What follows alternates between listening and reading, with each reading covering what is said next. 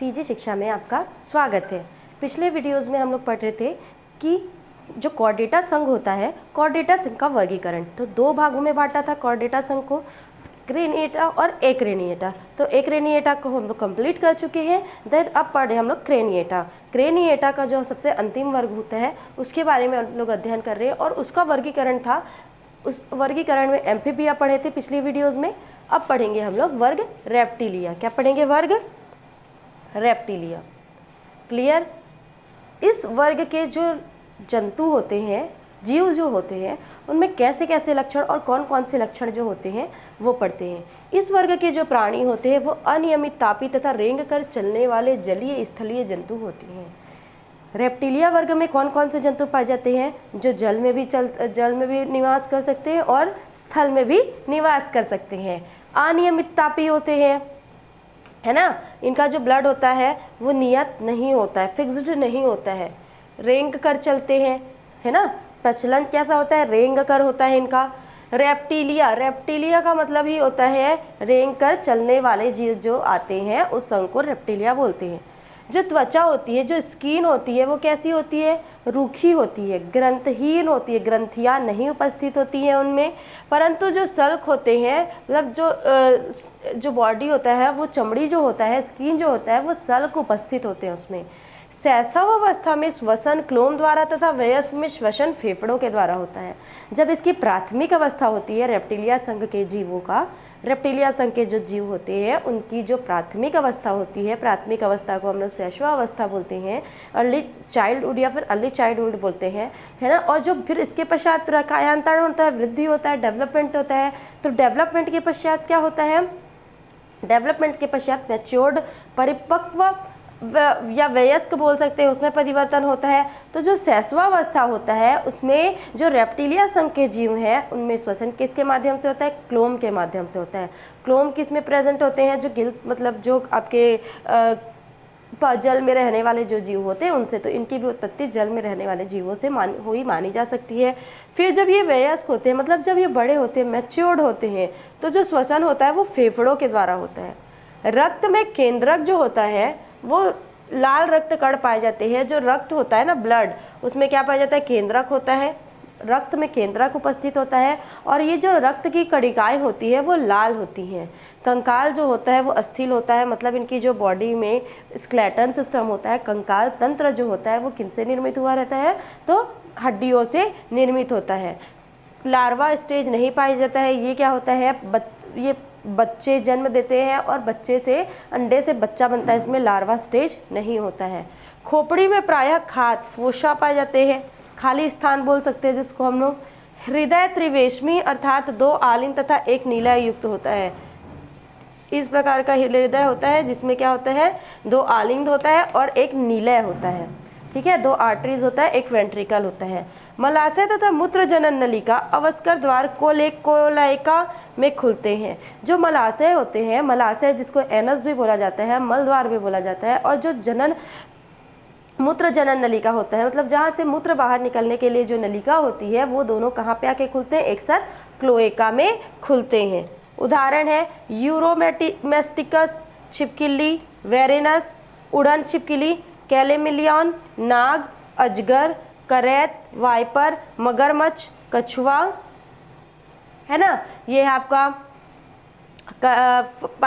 Python, ये है आपका नाग, ये है आपका छिपकली। फिर रेप्टाइल्स में आवासीय अनुकूलन, हैबिटेट एडेप्टेशन इन रेप्टाइल्स। जो सूखी त्वचा होती है वो स्थलीय वास हेतु होती है।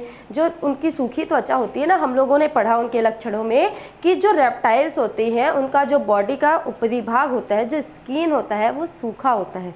तो सूखा क्यों होता है? क्योंकि ये स्थल में वास करने के लिए, स्थल में रहने के लिए सूखा होता है, वास स्थान के लिए।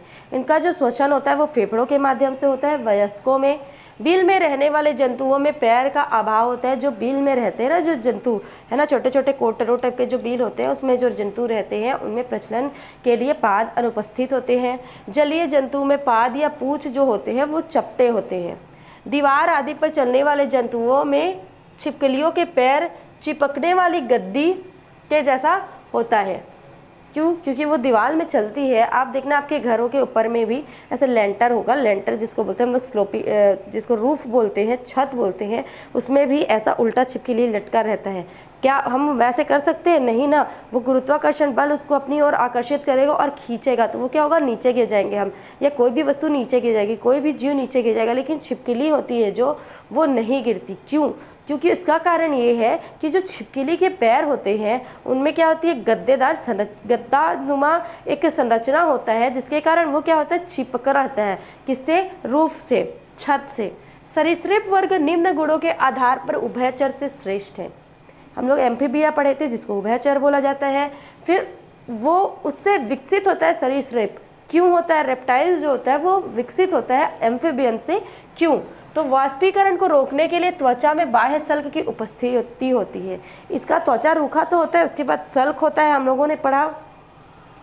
तो ये क्यों, किस लिए होती है? तो इनके बॉडी में जो वाष्पीकरण की क्रिया हो वो ना हो करके सल्क उपस्थित होता है। सुरक्षा के लिए पंजे होते हैं, है ना। पैरों में क्या पाए जाते हैं? पंजे पाए जाते हैं। सिर को घुमाने के लिए गर्दन में 2 अतिरिक्त कशेरुकाएं होती है। वो अपना गर्दन जो होता है वो लगभग 360 डिग्री में, 180 डिग्री में दोनों साइड घुमा सकते हैं। फुसफुसीय श्वसन को अधिक सुगम बनाने के लिए पसलियों की उपस्थिति होती है। फुसफुसीय श्वसन का मतलब क्या होता है? जिसमें वो हम लोग लेते हैं ना फुसफुसीय श्वसन, लिप डब बोलते हैं, अब क्या बोलना चाहिए उसको, हम लोग एक बार सांस लेते हैं, फिर एक बार सांस छोड़ते हैं, फिर सांस लेते हैं, फिर सांस छोड़ते हैं, इसको बोलते हैं फुसफुसीय श्वसन। नीलय का अर्ध या पूर्ण विभाजन होता है। वेंट्रिकल जो होता है वो एक होता है, नीला जो होता है एक होता है, उसमें पूर्ण विभाजन नहीं होता है, अर्ध विभाजन होता है। अंडे के चारों ओर कवच का पाया जाना। जो अंडा देता है वो फर्टिलाइजेशन के पश्चात वो क्या होता है, उसके बाहर में आवरण पाया जाता है। आवरण जो होता है उसको कवच बोलते हैं, सेल बोलते हैं। भ्रूणीय परिवर्धन में, ठीक है। रेप्टाइल्स के महत्वपूर्ण लक्षण क्या है? ये अधिकांश स्थलीय होते हैं। त्वचा जो होती है शुष्क होती है, सल्कीकृत होती है। हृदय अपूर्ण रूप से चौवेस्मी होता है, क्योंकि जो नीला होता है वो पूर्ण रूप से विभाजित नहीं हो पाए रहता है। फेफड़ों द्वारा श्वसन होता है। फिर है नाग। नाग का पिक्चर हम लोगों ने देखा, नाग का फोटो, और आप लोगों को नाग का पिक्चर दिखाने का कोई ज़रूरत नहीं है, क्योंकि आप लोग नाग को अच्छे से जानते हैं कि कैसा दिखता है, कैसा होता है। तो इसका जो पूंछ होता है वो कैसा होता है? गोलाकार होता है, इस प्रकार का होता है, जो अंतिम सिरा होगा और लंबा होगा। आंतरिक सतह पर सल्क छोटे छोटे होते हैं। जो मध्य वाला भाग होगा, उदर वाला भाग, वहाँ पे कैसे सल्क होंगे? छोटे छोटे सल्क होते हैं। पूंछ के अधर तल पर सतह पर 2 कतार में होते हैं। पूंछ के अधर तल पर जो सल्क होते हैं वो 2 कतारों में होते हैं। गर्दन की पसलियां फैलकर फड़ का रूप धारण कर लेती है। जो गर्दन में 2 कशेरुकाएं एक्स्ट्रा होते हैं, अतिरिक्त होते हैं, किसमें? रेप्टाइल्स में। तो जो नाग है, रेप्टाइल संघ का जो जंतु है नाग, उसमें वो जो 2 कशेरुकाएं एक्स्ट्रा दी गई हैं वो क्या करती है? फैल जाती हैं, है ना, अपने आप को बड़ा कर लेती है और कैसा फन का निर्माण कर लेती है, ठीक है। फण जिसको बोलते हैं हुड, उसका निर्माण कर लेती है। पीठ पर सफ़ेद चश्मे जैसा चिन्ह दिखाई देते हैं, किसके? नाग सांप के।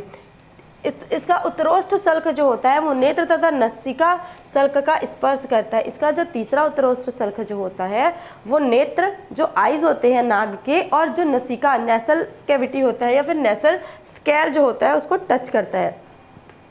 विशैला होता है, सिर छोटा होता है, सिर पर छोटे छोटे सल्क होते हैं। जो नाग सांप होता है वो पॉइजनस होता है, विशैला होता है, छोटा, उसका जो सिर होता है वो छोटा होता है और सिर पर छोटे छोटे सल्क उपस्थित होते हैं। फिर है दूसरा कछुआ,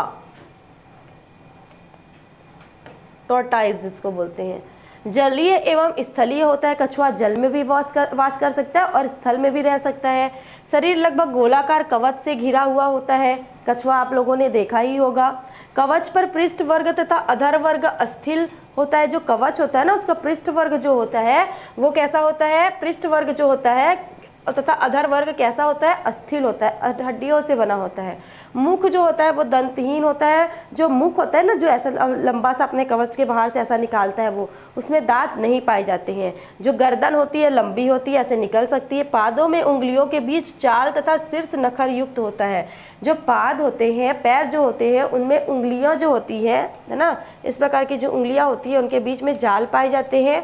तथा जो शीर्ष होता है, मतलब जो उंगलियों का टॉप वाला भाग होता है, ऊपरी भाग होता है, उसमें नाखून नखर पाए जाते हैं। प्रतिकूल परिस्थिति में कवच के अंदर ये क्या होता है, जब प्रतिकूल परिस्थिति आता है, जब इसको लगता है कि जब वातावरण मेरे अनुसार नहीं है, अब मैं इसमें सर्वाइव नहीं कर सकता, या फिर कोई दिक्कत लगता है कि ये मेरे पर अटैक कर सकता है, या उसको लगता है कि अब कोई दिक्कत आने वाला है, तो ये क्या करता है, अपने कवच के अंदर अपनी पूरी बॉडी को सिकोड़ कर अंदर कर लेता है। कौन? कछुआ। फिर है वर्ग एविस। एविस के लक्षण है, रेप्टिलिया के बाद है एविस। एविस का लक्षण क्या है, इसके सभी सदस्य जो होते हैं वो वार्म ब्लडेड होते हैं। अनियमित तापी मतलब होता है कोल्ड ब्लडेड, और नियमित तापी मतलब होता है वार्म ब्लडेड। गर्म खून वाले प्रकृति के होते हैं। कौन? तो एविस वर्ग के, जो इसको लिख लेते हैं वर्ग एविस।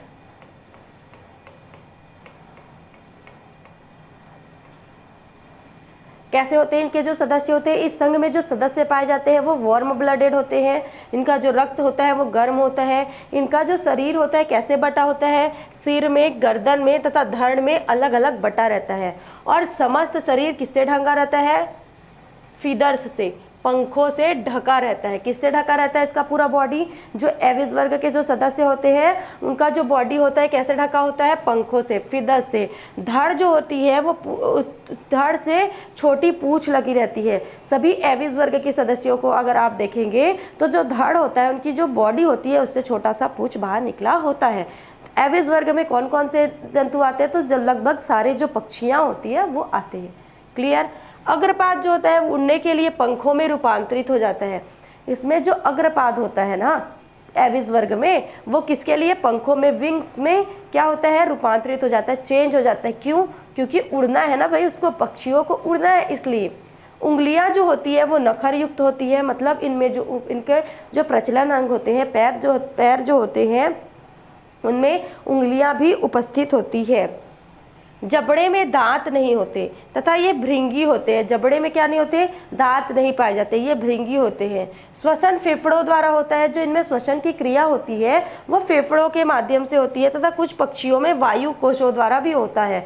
जो ज़्यादा हवा में उड़ते हैं, जो ज़्यादा ऊपरी में उड़ते हैं, उसमें कैसे होता है श्वसन? तो वायु कोशों के माध्यम से भी होता है, जिसको क्या बोलते हैं? Air sac. हृदय जो होता है 4 वेशमी होते हैं, मतलब यहाँ से हम लोग मान सकते हैं कि जो रेप्टाइल्स है, रेप्टाइल्स के बाद आपका एविस है, एविस से हम लोग बोल सकते हैं कि जो हृदय है वो 4 भागों में विभक्त रहता है। 2 होता है आलिन, 2 होता है नीले। क्लियर? इनके कंकाल की जो अस्थियां होती है वो स्पॉन्जी होती है तथा हल्की होती है। इनकी जो कंकाल होती है ना, स्केलेटन सिस्टम जिसको बोलते हैं कंकाल तंत्र, उसमें हड्डियां पाई जाती है। कंकाल तंत्र हड्डियों से मिलकर बनी होती है, तो जो इनकी हड्डियां होती है वो स्पॉन्जी होती हैं, है ना, दब जाती हैं, ज़्यादा कठोर नहीं होती हैं, स्पॉन्जी होती हैं तथा हल्की होती हैं। खोपड़ी की जो हड्डियां होती है वो आपस में संयुक्त होती है। जो खोपड़ी में उनकी जो चिड़िया के जो मुंडी होता है, सिर होता है, उसमें जो हड्डियाँ पाई जाती है वो फ्यूज्ड रहती हैं। प्रायः नर में क्या होता है? कॉपुलेशन अंग नहीं पाया जाता है। जनन एवं गुदा छिद्र एक ही होता है। मादा में क्या होता है? अंडवाहिनी, लेफ्ट ओविडक्ट, बाई अंडवाहिनी अधिक विकसित होता है। जो मादा एविस होती है, मादा पक्षियाँ जो होती है, उसमें क्या होता है? बाया लेफ्ट ओविडक्ट जो होता है वो अधिक विकसित होता है। किससे? राइट ओविडक्ट से। ये जो अंडज होते हैं ओविपेरस होते हैं, मतलब ये अंडे देते हैं, जन्म में बच्चे पैदा नहीं करते, ये क्या करते हैं? अंडे देते हैं। मादा अंडे देती है तथा शिशु के निकलने तक उसे सेती है। सेती का मतलब क्या होता है? इंक्यूबेट करती है। इंक्यूबेट का मतलब क्या करना होता है? उसको सारे आघातों से, सारे जो प्रतिकूल वातावरण है सारे उनको, उनसे बचाने का कार्य एक घोंसला बनाकर, जिसको हम लोग बोलते हैं नेस्ट या फिर घोंसला, उसमें क्या करती है, रखती है, पहले घोंसला बनाती है, उसमें रखती है और उसको ढक के उसको सारे प्रतिकूल वातावरण से बचा के रखती है। तो जो मादा होती है वो शिशु के निकलते तक अंडे को इंक्यूबेट करती है, सेती है। इनमें अंतःनिषेचन पाया जाता है। अगर एविस वर्ग के लक्षणों को हम लोग समझ गए, अब इसके आगे कुछ अब सामान्य बातें हैं, सामान्य ज्ञानवर्धन चीज़ें हैं जो कभी कभी हमको आना भी चाहिए, तो इनकी जानकारी ले लेते कि आपके पाठ्य पुस्तक जो है उसमें भी दिया गया है, आप पढ़ेंगे तो। हमिंग बर्ड या सूर्य पक्षी, हमिंग बर्ड का नाम सुना है आपने? ये क्या करता है, पुष्पों का मकरंद चूसता है। डोडो नाम का पक्षी जो है वो 17वीं शताब्दी में मॉरिशस में विलुप्त हो गया। डोडो नाम का भी पक्षी पाया जाता था, लेकिन जो मॉरिशस जगह है उस मॉरिशस जगह में वो विलुप्त हो चुका है। शुतुरमुर्ग, ऑस्ट्रिच, ये तो आप लोगों ने देखा है, ये सबसे बड़ा जीवित पक्षी है। शुतुरमुर्ग जो होता है, शुतुरमुर्ग जिसको बोलते हैं, वो जीवित पक्षी होता है जिसकी ऊंचाई लगभग 2.5 मीटर तक हो सकती है। यह पक्षी क्या करता है, बहुत तेजी से दौड़ता है किंतु उड़ने की क्षमता नहीं होती। सबसे तेज, बहुत ज़्यादा तेज उड़ने की जो क्षमता होती है वो होती है पक्षी स्फिट में, जो लगातार 500 मील तक उड़ सकता है कंटिन्यू।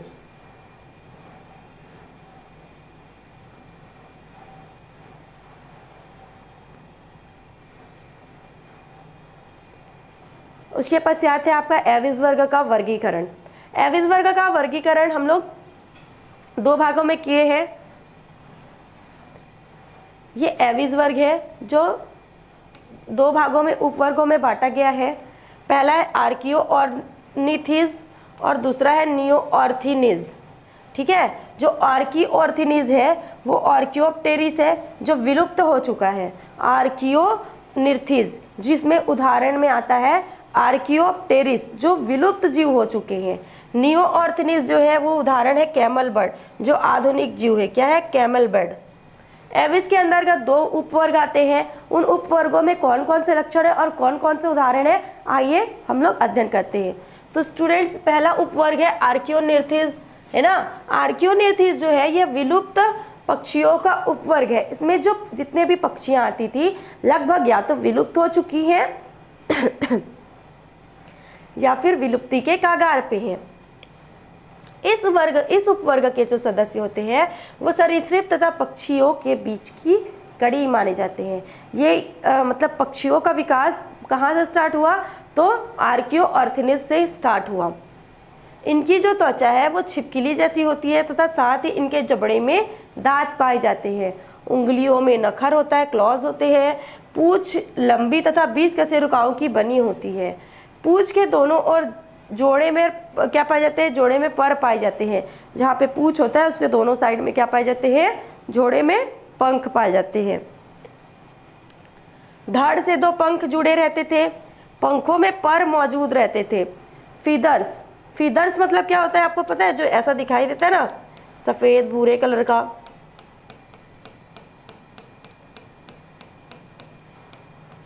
इसको बोलते हैं फीदर्स। विंग, विंग मतलब होता है पंख, इसको बोलते हैं फीदर्स। तो जो धड़ से पंख जुड़े रहते थे और पंखों में क्या होते थे, फीदर्स लगे होते थे। इसमें होता है पाइगोस्टाइल नहीं पाया जाता, इनमें पाइगोस्टाइल नहीं पाया जाता है। उदाहरण है आर्कियोनिस, आर्कियोप्टेरिस आदि। पक्षी वर्ग निम्न गुणों में सरीसृप से बेस्ट है, श्रेष्ठ है। क्यों? क्योंकि इनके लक्षण में क्या है, ये वार्म ब्लडेड है, वार्म ब्लडेड है ना। ये क्या है, निःश्वसन और निःश्वसन द्वारा रक्त का आवागमन करते हैं। 2 प्रकार का श्वसन होता है, निःश्वसन और निःश्वसन।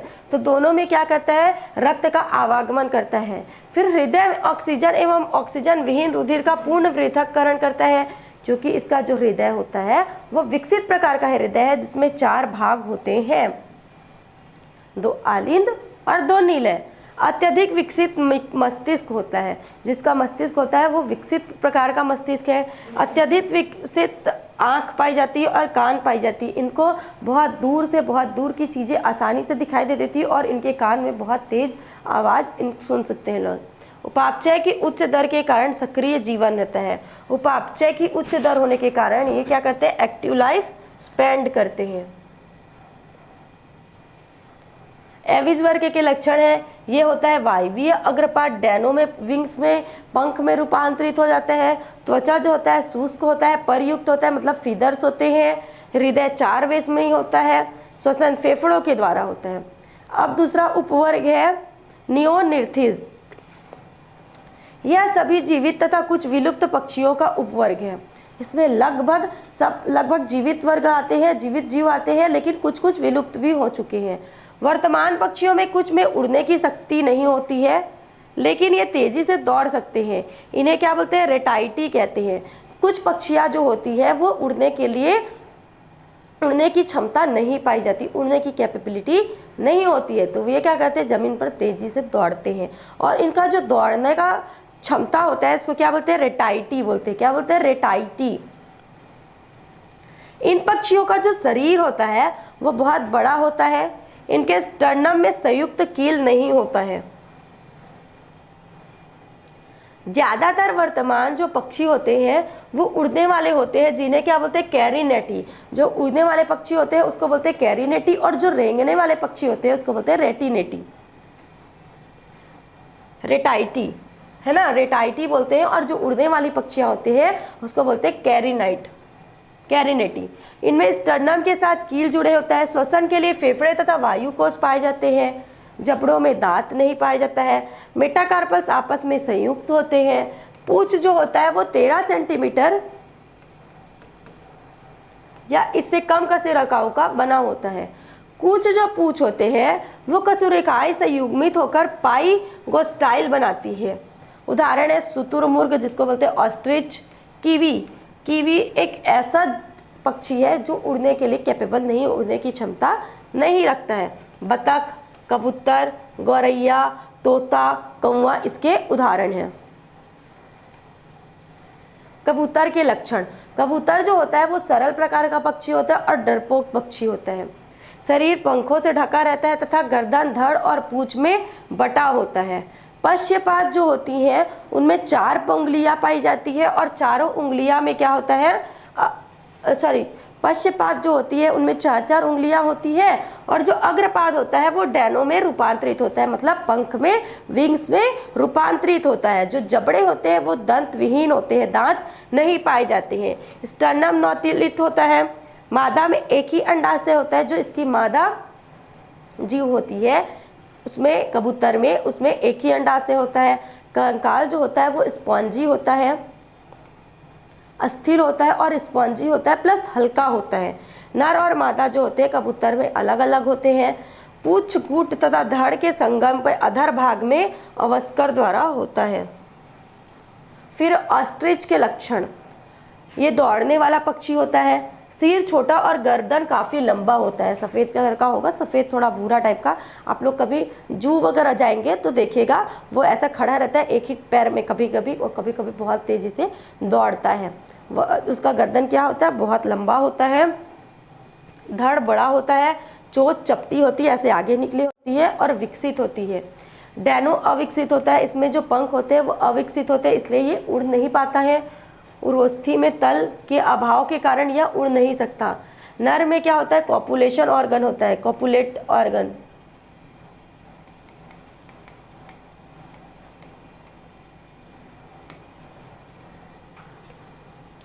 पक्षी वर्ग में उड़ने हेतु अनुकूलन। फीदर से संपूर्ण शरीर का ढका होना। पंखों के ऊपर फीदर्स का पाए जाना, परों का पाए जाना क्या होता है? उसके उड़ने की क्षमता को विस्तार करता है। अंगुलियां जो होती है वृक्षों पर बैठने हेतु रूपांतरित होती हैं। जो उनकी अंगुलियां होती है ना, ऐसे हम लोग की उंगलियां ऐसे हैं, तो उनकी अंगुलियां क्या होती है? ऐसे मुड़ सकती है, जो वृक्षों की डालों पर क्या करती है? अपना पकड़ बना के रखती है, जिससे वो वृक्षों पर बैठ जाते हैं, सो जाते हैं, लेकिन वो गिरते नहीं हैं। अग्रपाद जो होता है विंग में रूपांतरित हो जाता है, पर में, शरीर, पंख में। शरीर जो होता है वो स्पॉन्जी हल्की हड्डियों का बना होता है। भोजन संग्रह हेतु क्रस्प का पाया जाना। चोंच जो होते हैं और पंजे भोजन की प्रकृति के अनुसार होते हैं, कैसे भोजन वो ग्रहण करते हैं और कैसे वो उनको पकड़ के अपने अंदर ग्रहण कर सकते हैं। विकसित ग्राही अंग होते हैं। दांत मूत्राशय तथा एक अंडाशय के भार को कम करने हेतु नहीं होता है। यदि 2 अंडाशय होंगे तो क्या होगा, उनका भार बहुत हो जाएगा और बहुत ज़्यादा होने के कारण वो उड़ने में कठिनाई होगी उनको, इसलिए इसमें एक ही अंडाशय पाया जाता है। फिर है वर्ग मैमेलिया, सबसे बड़ा और सबसे अंतिम वर्ग है आपका मैमेलिया या स्तनी, मैमल्स बोलते हैं जिसको, है ना। इसके पहले क्या पढ़े हम लोग, एम्फीबिया पढ़े, एम्फीबिया के बाद रेप्टाइल्स पढ़े, रेप्टाइल्स के बाद एविस पढ़े और एविस के पश्चात पढ़ेंगे हम लोग मैमेलिया। इसके सदस्य जो होते हैं वो वार्म ब्लडेड होते हैं, अर्थात उष्ण रक्तबंधी होते हैं, इनके शरीर का ताप एक जैसा रहता है। त्वचा में स्वेद तथा तेल ग्रंथियां होती है। स्वेद का मतलब होता है पसीना, स्वेट, जिसको क्या बोलते हैं, स्वेट।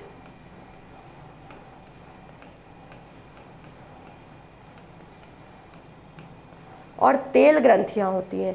किसी किसी के देखना, किसी किसी इंसानों की बॉडी से क्या निकलता है, अपने आप पसीना निकलता है बहुत ज़्यादा, और किसी किसी के में से ऑयल भी निकलता है, ठीक है। शरीर जो होते हैं वो रोए और बालों से ढका रहता है। बॉडी जो होता है उसमें प्रत्येक अंग पर बाल पाए जाते हैं।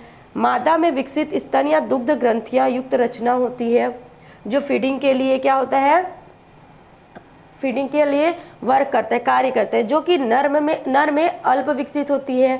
कपाल जो होता है, स्कल, उसकी जो अस्थियां होती है वो सीवनों द्वारा जुड़ी रहती है। इसमें 2 अस्थि कंद ऑप्टिकल कैंडाइल्स पाए जाते हैं। गर्दन में कितने कशेरुकाएं होती हैं, तो गर्दन में 7 कशेरुकाएं होती हैं। हृदय जो होता है वो 4 कोष्ठी होता है। प्रायः आरबीसीएस केंद्रक विहीन होता है। जो आरबीसी होता है, रेड ब्लड सेल होता है, जो वो केंद्रक विहीन होता है। पाद जो होता है चलने के लिए होता है, पैर प्रचलन के लिए होता है, दौड़ते भी हैं, तैरते भी हैं, खोदते भी हैं, है ना। पेड़ पर चढ़ सकते हैं, डाल पकड़ सकते हैं, उड़ने के लिए अनुकूलित होते हैं हमारे जो पैर होते हैं। शरीर गुहा एक मांसल तनुपट द्वारा 2 भागों में विभक्त रहता है। जो मैमल्स होते हैं, जो मैमेलिया वर्ग के जीव होते हैं, उनका जो बॉडी होता है वो मांसल होता है ना। मांसल मतलब जो पेशियां होती है वो ज़्यादा होती है, और तनुपट डाईफ्रॉम द्वारा होता है, डाईफ्रेगम द्वारा विभक्त होता है, जिसमें पहला है वक्षीय गुहा, वक्षस्थल, जिसको हृदय और फुसफुस होते हैं, है ना। क्या होता है, वक्षीय गुहा, जिसमें फेफड़े होंगे और आपके हृदय होंगे। फिर है लगभग यहाँ से यहाँ तक का पार्ट, ठीक है। फिर उदरीय गुहा, यहाँ से आपका नीचे का जो भाग आ जाता है उसको बोलते हैं उदरीय गुहा। दांत जो होते हैं वो जबड़े के गड्ढों में स्थित होते हैं, है ना। जबड़े होते हैं, जबड़े में दांत होते हैं। सामान्यतः दांतों के 2 अनुक्रम होते हैं। 2 अनुक्रम का मतलब क्या होता है कि एक बार मिल्क टीथ आता है, मिल्क टीथ का मतलब होता है दूध का दांत, फिर वो अपने आप टूट जाता है, झड़ जाता है, उसके पश्चात एक बार और दांत निकलता है, जिसको बोलते हैं स्थायी दांत, परमानेंट टीथ। इसे दूध के दांत के प्रकार स्तनधारी जंतु जो होता है वो द्विबार दंती होता है। दांत प्रायः 4 प्रकार के होते हैं। इंसाइजर, कृतंक बोलते हैं, जो काटने के लिए काम करता है। फिर है केनाइन, जिसको बोलते हैं भेदक, जो मांस काटने के लिए काम होता है। फिर है अग्र चवर्णक, जिसको बोलते हैं प्री मोलर्स, और चवर्णक मोलर्स। आप 4 प्रकार के याद करेंगे, इंसाइजर, केनाइन, प्री मोलर और molar. Incisor, canine, pre molar, molar. Incisor, canine, pre molar और मोलर। ये चीज़ याद रखेंगे, आगे भी आपको काम आएगा। और ये किस किस चीज़ के लिए होता है ये भी पढ़ लेंगे। इस प्रकार स्तनधारी जो होते हैं वो विषम दंती होते हैं, हेटेरोडोंट होते हैं, जो प्रायः आहार नाल और मूत्र जनन वाहिनियों के छिद्र, इसमें जो आहार नाल होता है और मूत्र जनन वाहिनियों के जो छिद्र होते हैं वो अलग अलग होते हैं। श्वसन किसके द्वारा होता है, फेफड़ों के माध्यम से होता है। स्वर यंत्र, लैरिंग्स, जहाँ से हमारी आवाज़ निकलती है, जिसको क्या बोलते हैं, लैरिंग्स, उसमें स्वर रज्जु, वोकल कॉर्ड्स होते हैं। नेत्र में रोम युक्त ऊपरी और निचले नेत्र छेद होते हैं, ठीक है। कभी कभी एक छोटी निकटी टेंटी झिल्ली भी रहती है। नेत्र जो होता है वो रोम युक्त होता है, ऊपरी हिस्से में और निचले हिस्से में, है ना। बाल पाए जाते हैं हमारे आँख के। कभी कभी एक छोटी निकटी टेडिंग झिल्ली भी रहती है। अंडाशय छोटे होते हैं तथा इनमें 2 गर्भस्थ झिल्लियां पाई जाती हैं, जिसे क्या बोलते हैं, उत्व या एम्नियन तथा अपरा कोशिका या एलेंटॉइज। गर्भस्थ झिल्लियों में यूथेरिया में अपरा प्लेसेंटा बनता है, जो क्या करता है, भ्रूण से मादा का संबंध स्थापित करता है और भ्रूण को पोषण प्रदान करने का काम करता है। कौन, अपरा या प्लेसेंटा, जिसको हम लोग क्या बोलते हैं, नाभिनाल। आँख अंश मेखला में एक कंटक पाया जाता है। कोरोकॉइड अल्प विकसित होता है, उरोस्थी खंड युक्त होता है। ये थे आपके मैमेलिया वर्ग के समूहों के जो जीव हैं उनके जो लक्षण हैं वो। अब अगर कुछ ज्ञानवर्धन चीज़ें देखते हैं मैमेलिया वर्ग से संबंधित, तो ये है कि जो ब्लू व्हेल है ना, वो सबसे बड़ा जीवित प्राणी है जिसका लगभग जो लंबाई होता है वो लगभग 35 मीटर तक हो सकता है। एम्बर ग्रीस नामक वसा समान कोठर पदार्थ है। स्पर्म व्हेल के आमाशय में एम्बर ग्रीस पाया जाता है जिसे क्या बोलते हैं, इत्र और प्रसाधन पदार्थ का निर्माण किया जाता है। कटीला चींटीखोर अंडे देने वाला स्तनी है तथा जो नर और मादा दोनों होते हैं वो सक्रिय स्तन ग्रंथियां पाई जाती है, किंतु टिट्स नहीं होते हैं। गोरेला सबसे विशाल कपी है। कपी का मतलब क्या होता है, एक चीज ये याद रखना, कपी का मतलब होता है बंदर। तो जो गोरेला है, गोरिल्ला जिसको बोलते हैं, वो क्या है, सबसे बड़ा बंदर है। सबसे छोटा स्तनी जो है वो श्रू है, अर्थात संस्कस है, जो लगभग 4 से 5 सेंटीमीटर तक का लंबा होता है और इसका जो भार होता है लगभग 1.8 ग्राम होता है। जिराफ जो होता है वो सबसे ऊंचा स्तनी है। मैमेलिया के उपवर्ग, स्तनी या मैमेलिया वर्ग को 3 उपवर्गों में बांटा गया है। पहला उपवर्ग है प्रोटोथीरिया। इनमें कई लक्षण सरीसृपों की तरह होते हैं। स्तनों में स्तनांग नहीं होते हैं, टीट्स नहीं होते हैं, जिसको क्या बोलते हैं, चूचकू। बाह्य कण जो होता है वो नहीं पाया जाता है, बाह्य जो कण होता है वो नहीं पाया जाता है। किसमें, प्रोटोथीरिया वर्ग में। किसमें, तो मैमेलिया के जो उपवर्ग है प्रोटोथीरिया उसमें, उन जंतुओं में। खोपड़ी की हड्डियों के बीच में धारियां नहीं होती। जो खोपड़ी की हड्डियां होती है उनके मध्य धारियां स्थित नहीं होती। अंशमेखला में असंतुंड होती है। अंशमेखला जो होती है वो असंतुंड होती है। ये क्या करते हैं, अंडे देते हैं। अंडे बड़े योक युक्त होते हैं, मतलब इनके जो अंडे होते हैं उसमें पित्ताशय होता है, पीत होता है और एक दृढ़ कवच में बदले रहते हैं। नर में टेस्टिस उदर गुहा में स्थित होता है। जो नर होता है उसमें जो टेस्टिस होता है, वृषण जो होता है वो उदर गुहा में स्थित होता है। मादा की अंडवाहिनी का पश्च भाग समेकित या जुड़कर गर्भाशय तथा योनि नहीं बनाते हैं। इस उपवर्ग में केवल मोनोट्रिमेटा आता है जो कि रोम युक्त प्राचीन स्तनधारी होते हैं। ये अंडे तो देते हैं और दूध भी स्रावित करते हैं। उदाहरण है एकिडीना, डकबिल्ड प्लेटिपस यानी ऑनियोरिंकन्स।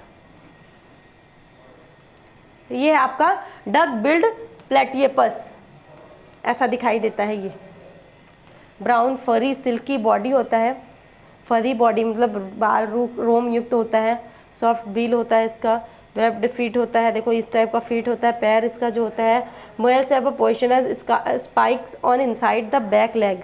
इनका जो पीछे का पश्चपाद होता है उसमें जो नर होते हैं उसमें पॉइजनस स्पाइन, जहरीले कांटे होते हैं। फ्लैट टेल होता है, चपटा टेल होता है और ईयर जो होता है, ईयर में ईयर स्लिट पाए जाते हैं।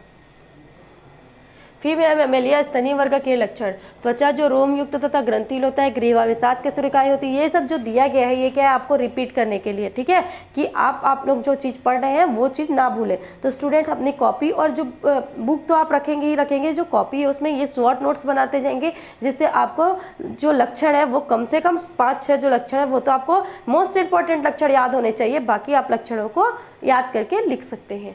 स्तनांग जो होते हैं युक्त स्तन ग्रंथि होते हैं, श्वसन फेफड़ों द्वारा होता है। हृदय जो होता है वो चतुर्वेशमी होता है, जिसमें से 2 हालिंद होते हैं, 2 नीले होते हैं। उपवर्ग है प्रोटोथीरिया के बाद है मेटाथीरिया।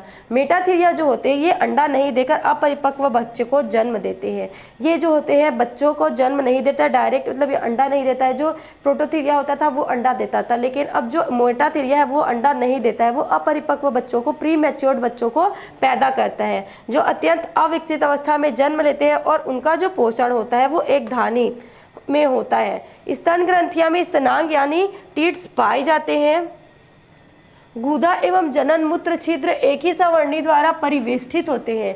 जो एनस होता है और जनन छिद्र होता है, मूत्र जनन छिद्र जो होता है वो एक ही सवर्णी क्लोएका छिद्र द्वारा परिवेष्ट होता है। एक ही छेद द्वारा बाहर निकलता है, लेकिन क्लोएका नहीं पाया जाता है। इनकी जो श्रोणि मेखला होती है वो एक बड़ी प्यूबिक और मार्सुपियस अस्थि में पाई जाती है। श्रोणि मेखला कहाँ होती है? प्यूबिक में, मार्सुपियस अस्थि में पाई जाती है। बाह्य कर्ण उपस्थित होता है ना, जो बाहर से दिखाई देता है। वृषण जो होता है वो उदर गुहा से बाहर स्थित होता है, जिसके नीचे क्या पाया जाता है? पेनिस पाया जाता है। दोनों तरफ की अंडवाहिनियां जो होती है वो मिलकर क्या करती है? दोनों तरफ ओविडक्ट्स होते हैं जो मिलकर अंडाशय का निर्माण करते हैं, गर्भाशय का निर्माण करते हैं, यूट्रस का। और यूट्रस तथा इससे क्या बनता है? वेजाइना बनता है। मस्तिष्क में महासंयोजन कार्पस कॉल्यूजम नहीं होता है। इसके अंतर्गत एक ही गण मार्सुपिलिया आता है। उदाहरण है कंगारू, मैक्रोपस, डाइडेफिल्स, बैंडिकूट आदि। ये है आपका कंगारू। कंगारू का लक्षण क्या है? कंगारुओं का मेटाथेरिया में आता है, जो ये ऑस्ट्रेलिया और तस्मानिया में पाया जाता है। ऑस्ट्रेलिया जो महाद्वीप है उसमें और तस्मानिया जैसे जगहों में पाया जाता है। ये क्या होता है? शाकाहारी होता है, साग भाजी को खाता है। ये मांसाहारी नहीं होता है। शरीर जो होता है बालों से ढके होते हैं। ये जो है देखो बालों से ढके हैं। इनमें बाह्य कर्ण उपस्थित है। सिर, गर्दन तथा अगली टांगे छोटी होती है। सिर है और ये गर्दन है। फिर जो अगली टांगे, ये देखो ये वाला जो पार्ट है वो छोटा है। पिछली टांगे में सिर्फ 4 उंगलियां होती है। ये जो पिछली पैर है इसमें कितनी उंगलियां होती है? तो 4 उंगलियां होती है। 4 उंगलियां होती है। तो 1 2 1 2 3 4, ठीक है। पूंछ जो होती है वो लंबी होती है, जो तृतीय पाद की तरह कार्यशील करती है। ये जो पूंछ होती है लंबी होती है। जब ये सोते हैं तो क्या करती है? तीसरे पैर के जैसे प्रचलन अंग का कार्य करती है और एक्टिव रहती है। औदरिक सतह पर पिछली टांगों के जांघों से घिरी मार्सुपियल थैली होती है। औदरिक सतह मतलब होता है ये आगे का भाग, उदर वाला भाग है ना, औदरिक सतह बोलते हैं। तो इससे मार्सुपियल थैली पाई जाती है, जो किससे जुड़ी होती है? पिछली टांगे है, जो पीछे वाली जो टांगे हैं उससे जुड़ी हुई मार्सुपियल थैली पाई जाती है, जिसमें ये क्या करता है? अपरिपक्व शिशु को 4 महीने तक रखकर परिपक्व शिशु में बदलते हैं। ये देखो ये रखा हुआ है। व्हेल को स्तनी वर्ग में रखने के कारण, व्हेल मछली को स्तनी वर्ग में क्यों रखा जाता है? ये तो होता है मछली है ना, पीसीज में क्यों नहीं रखा जाता? क्योंकि ये स्तन ग्रंथि तथा उसमें टीट्स होता है। मादा द्वारा विकसित शिशुओं का जन्म होता है। जो जो मादा होती है वो अंडे ना देकर डायरेक्ट व्हेल नए बच्चे को जन्म देती है। शिशुओं का पूर्ण विकास गर्भाशय में होता है। पूरा परिपक्व कहाँ होता है? शिशु गर्भाशय में होता है। हृदय जो होता है वो 4 कोष्ठकीय होता है। अंतःनिषेचन की प्रक्रिया उपस्थित होती है। तो इन सब लक्षण जो है वो किस में आते हैं? मैमेलियन में आते हैं। इसलिए व्हेल को कहाँ रखा गया है? स्तनी वर्ग में रखा गया है। फिर है चमगादड़। चमगादड़ का स्तनी होने का कारण क्या है? कि ये स्तन ग्रंथि होते हैं, इसमें भी टीट्स होते हैं। त्वचा जो होती है वो रोम युक्त होती है, बालों से ढकी होती है। विकसित शिशुओं का जन्म होता है, अंतःनिषेचन होता है। गर्भाशय में ही शिशु का पूर्ण विकास होता है, जो गर्भाशय होता है उसी में ही, और वो बच्चे को पूर्ण विकसित बच्चे को जन्म देते हैं। हृदय भी जो होता है वो 4 कोष्ठकीय होता है। ये है चमगादड़। आपको अपने घरों के आसपास भी चमगादड़ देखने को मिल जाएंगे। ये कैसा होता है? इनके जो लक्षण है चमगादड़ के, ये क्या होते हैं? ये रात्रिचर होते हैं, नॉक्टर्नल होते हैं, मतलब रात में निकलते हैं, कीड़भक्षी होते हैं, इंसेक्टिवोरस।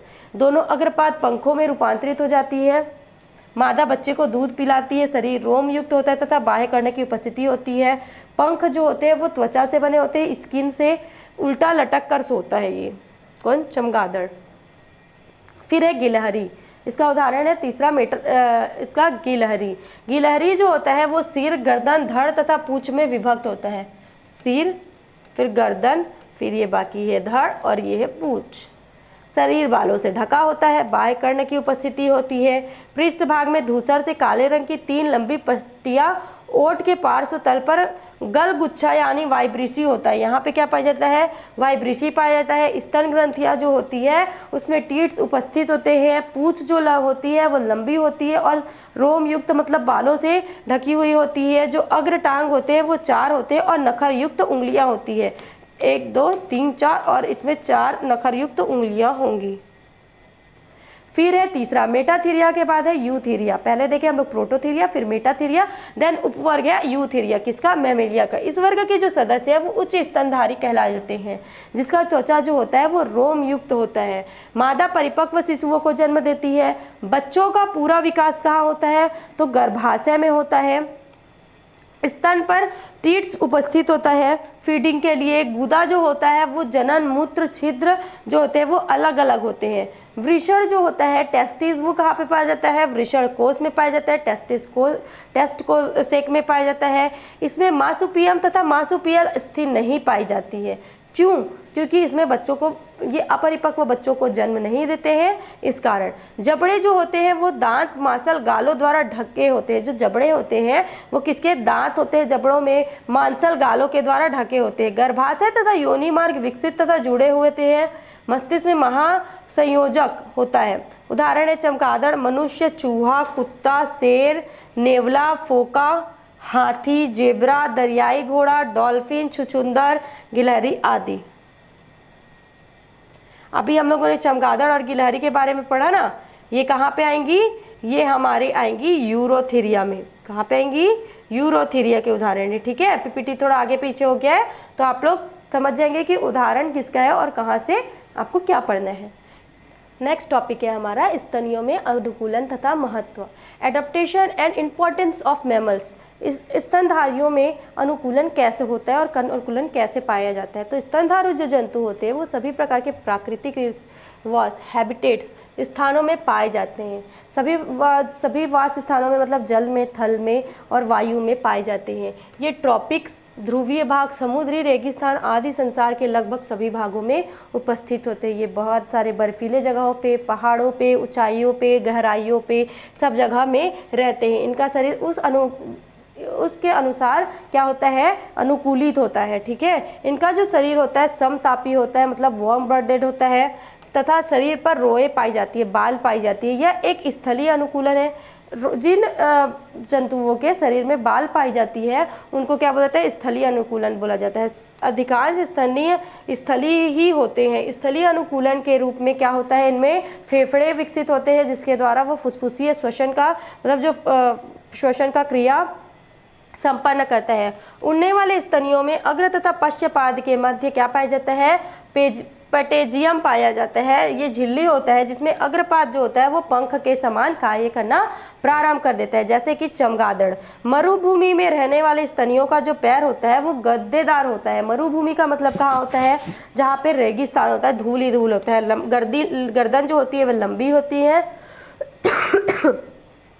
पलकें जो होती हैं वो कैसे होती हैं, विकसित होती हैं जैसे ऊंट। ठंडे प्रदेशों में रहने वाले जो स्तनी होते हैं उनका जो शरीर होता है वो बालों से ढका होता है, क्योंकि वो उसके ठंड को क्या कर सके, मैनेज कर सके, जो इन्हें ठंड से बचाता है। वृक्षों पर रहने वाले स्तनियों में बड़े पूंछ पाई जाती है। जलीय स्तनियों का शरीर जल में रहने के लिए अनुकूलित होता है। स्तनधारी आर्थिक दृष्टि से भी महत्वपूर्ण होते हैं। पालतू स्तनधारी मनुष्य के दैनिक क्रियाकलापों से जुड़े होते हैं, जिनमें दूध देने वाले तथा खेती करने वाले पशु मुख्य होते हैं। अनेक स्तनधारी मनुष्य द्वारा सामान ढोने, भोजन के रूप में उपयोग करने के लिए कार्य में लिया जाता है। उनसे अनेक उपयोगी वस्तुएं पर प्राप्त कर सकते हैं, है ना। हाँ, जैसे कि हाथी का जो टस्क होता है उसके बाहरी दांत से अनेक प्रकार के बहुमूल्य कृतियाँ बनती हैं। वेल मछली से, चर्बी से क्या बनता है, आंतों से एम्ब्रीग्रीस नामक पदार्थ किया जाता है जो परफ्यूम आदि के निर्माण में उपयोग होता है। अनेक स्तनधारी जैसे भालू, शेर, बंदर, हाथी, बाघ, सिंह आदि खेल स्तनधारी कहलाते हैं। इनको प्रशिक्षित करके सर्कस आदि में उपयोग किया जाता है।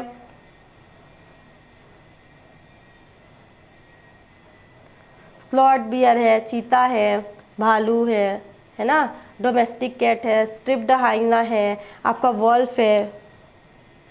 स्मरण रख, अब इसके पश्चात हमारा जो मैमेलिया वर्ग था 3 उपवर्गों के पश्चात समाप्त होता है। इसके साथ ही हमारा जो जैवीय वर्गीकरण है, अर्थात जीवों में जो वर्गीकरण होता है, तो सबसे पहले जो था जैवीय वर्गीकरण, हम लोग एक इकाई के रूप में पढ़ते हैं इसको, जैवीय वर्गीकरण। तो जैवीय वर्गीकरण के अंतर्गत हम लोगों ने पढ़ा पहले वर्गीकरण क्यों आवश्यक हुआ, वर्गीकरण कैसे स्टार्ट हुआ, वर्गीकरण की प्रणालियाँ क्या थी, वर्गीकरण के महत्व क्या थे, वर्गीकरण में किस प्रकार से वर्गीकृत किया जाता है, क्या उसके जो क्रम है, क्रम क्या है, क्रम का निर्धारण कैसे हुआ, क्रम के पश्चात हम लोगों ने जीवों को किस प्रकार से अलग अलग समानताएं और असमानताओं के आधार पर वर्गीकृत किया। कुछ जीव विलुप्त हो चुके, कुछ जीव हर साल मिलते हैं हमको, नए जीव हर साल विलुप्त होते हैं। इन सब का अध्ययन किसके द्वारा किया जाता है? जैवीय वर्गीकरण इकाई के अंतर्गत किया जाता है। तो जब हम लोग वर्गीकरण पढ़े तो हम लोग उसमें से जगत प्रोटिस्टा पढ़े, फिर मोनेरा पढ़े, मोनेरा के बाद हम लोग पढ़े फंजाई, फंजाई के बाद प्लांट, प्लांट के बाद हम लोग पढ़े एनिमल्स। 5 प्रकार के जगत पढ़े जो R.H. व्हिटकर नामक वैज्ञानिक ने दिया था 5 जगत वर्गीकरण प्रणाली, और 2 जगत वर्गीकरण प्रणाली दिया था कैरोलस लिनियस ने। तो ये सब चीज़ें मस्ट इम्पॉर्टेंट है ना। ये सारी चीज़ें जो है वो इकाई 1 में आती है आपकी लगभग। और ब्लूप्रिंट के अनुसार अगर आपको ब्लूप्रिंट दिया जाता है कि आपको किस अध्याय से कितने नंबर का क्वेश्चन आता है, तो इस अध्याय से मतलब हम लोग जो अभी तक पढ़े हैं लेसन 4 तक, लेसन 1 से लेसन 4 तक आपके क्वेश्चन पेपर में नंबर आएंगे 7 नंबर के, ठीक है। तो आपको उसके अनुसार आपको इसका अध्ययन करना है। लक्षणों को याद कर लेंगे, जीवों के नाम उदाहरणों को याद कर लेंगे और उनके लक्षण याद कर लेंगे, प्लस वर्गीकरण जो है उसको याद कर लेंगे, मस्ट इम्पॉर्टेंट है। दूसरा चीज़ इसमें क्वेश्चन कैसे पूछा जाता है कि नहीं 2 वर्गों के बीच में असमानताएं पूछने देगा, है ना, या फिर उनके लक्षण किसी वर्ग के या किसी जाति के किसी का भी एक जीव का नाम ले देगा और उसके लक्षणों का बताइए, विस्तार कीजिए बोलेगा तो लक्षण बताएंगे, आप उसका डायग्राम बताएंगे, उतना ही है। इस लेसन में आपको सिर्फ वर्गीकरण से अवगत कराने के लिए ये चैप्टर बताया गया है। तो आप इसका वर्गीकरण कैसे किया गया है, क्यों हुआ है प्लांटों में, मतलब जो आपका पौधे हैं उनमें कैसे हुआ है, कवकों में कैसे हुआ है, तो सारे जो जीव हैं, जीव समूह, जीवित समूह जो है उनका वर्गीकरण कैसे हुआ है उसका अध्ययन हम लोग इस इकाई में किया है हमने। आई होप आपको वह इकाई जो 1 है आपको स्टूडेंट्स आपको पूरे क्लियर होंगी, पूरे टॉपिक्स क्लियर होंगे। अब देखते हैं जो हमारा जंतु जगत है उसमें उस लेसन में कौन कौन सा जो टॉपिक है हम याद करेंगे जो हमको काम आ सकता है। प्राणी जगत के वर्गीकरण का जो आधार है उनका मूलभूत लक्षण है संगठन स्तर, सममिति। सममिति मतलब समझते हैं ना आप कि वो कितने तल से कट सकता है। कोशिका संगठन, कोशिकाओं में संगठन कैसा है, गुहा, खंडी भवन, पृष्ठ रज्जु आदि है। पृष्ठ रज्जु मतलब है नोटोकॉर्ड, ओके। इन लक्षणों के अलावा कई भी ऐसे लक्षण है जो संघ या वर्ग के विशिष्ट लक्षण होते हैं। पोरीफेरा बहुकोशिकीय प्राणी का संघ है ना, इनमें कोशिकीय स्तर का संगठन तथा कशाभिकीय कशेरुकाएं आदि पाए जाते हैं। फिर आता है सिलेंट्रेटा, इस संघ के प्राणी में स्पर्शक और दंश कोरक पाए जाते हैं। सामान्यतः जलीय, स्थिर एवं स्वतंत्र तैरने वाले प्राणी होते हैं। फिर है टीनोफोर, लवणीय तथा कंकड़ पट्टिका वाले जीव होते हैं जो प्लेटेहेलमिन्थेस कृमि में प्राणियों का शरीर चपटा द्विपार्श्व सममित वाला होता है। परजीवी प्लेटेहेलमिन्थेस होते हैं, स्पष्ट चूसक होते हैं और अंकुश होता है। फिर एस्केहेलमिन्थेस, एस्केहेलमिन्थेस में आता है कूट प्रगुही वाले गोल कृमि होते हैं ये। फिर होता है एनालिडा, एनालिडा में प्राणी जो होता है विखंडित खंडित होता है जिनमें प्रगुहा होती है। और फिर आता है आपका आर्थ्रोपोडा, प्राणी जगत का सबसे बड़ा समूह होता है जिसमें संधि युक्त पाद होता है। फिर आता है मोलास्का जिसका शरीर क्या होता है, कोमल होता है और कैल्शियम युक्त होता है। तथा बाहरी कंकाल काइटिन का होता है। इकाइनोडर्म की त्वचा जो होती है वो कांटेदार होती है। इन प्राणियों का जो मुख्य लक्षण होता है वो जल संवहन तंत्र होता है। कॉर्डेटा कृमि की तरह लवणीय प्राणी है, इनमें प्राणियों में कशेरुक जो होता है वो बेलनाकार होता है जिसमें सुंड, कॉलर, वक्ष होते हैं। फिर संघ कॉर्डेटा के प्राणियों में जो नोटोकॉर्ड स्थित होता है या तो वो प्रारंभिक भ्रूणीय अवस्था तक होगा या फिर जीवन में किसी अवस्था में पाया जाएगा। इसके दूसरे सामान्य लक्षण जो होते हैं वो पृष्ठीय, खोखली तंत्रिका रज्जु तथा क्लोम छिद्र होते हैं। कुछ कशेरुकी में क्या होता है, जबड़े का अभाव होता है जस्ट लाइक एग्नेथा, तथा अन्य जबड़े मिलते हैं जैसे कि ग्नैथोस्टोमेटा।